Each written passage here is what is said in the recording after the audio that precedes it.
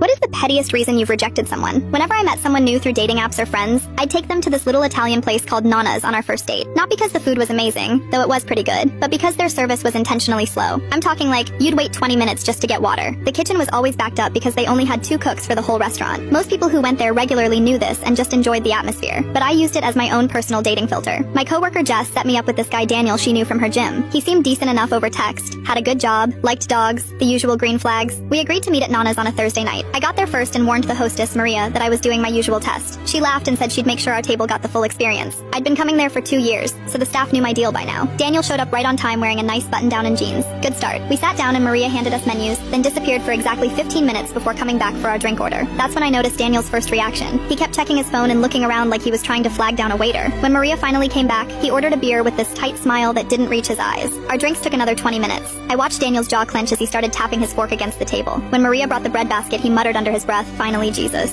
I pretended not to hear it and asked him about his work. He answered, but I could tell he was distracted. Every few minutes, he'd glance toward the kitchen or check the time on his phone. By the time our entrees came out, we'd been there for over an hour. Daniel's chicken parmesan looked amazing, but his face was pure frustration. I apologized and said the service was usually faster, which was a complete lie. He waved me off and said, "Yeah, well, some people just don't know how to run a business properly." Then he took a huge bite and chewed aggressively. That's when Maria walked by our table, and Daniel raised his voice loud enough for half the restaurant to hear. "Hey, think we'll get dessert before midnight, or should I just order it for tomorrow?" I felt my stomach drop. Maria's face went red, but she just nodded and hurried away. I knew she had absolutely no control over how fast the kitchen worked. She was just trying to do her job. But Daniel wasn't done. When she brought our check, he pulled out a calculator app on his phone and started doing math out loud. 18% of $43. Nah, that's way too much for this kind of service. He left exactly $2 on a $43 bill. $2. I stared at the money on the table. That's only like 4%, he shrugged. I'm not here to fund incompetence. Maybe next time they'll get their act together. I pulled out a 20 and put it next to his $2. The waitress doesn't control how fast the kitchen works. Daniel laughed. That's their problem to figure out. I paid for a service and the service sucked. We walked to our cars in complete silence. He tried to kiss me goodnight, but I turned my head so he got my cheek instead. He texted me later.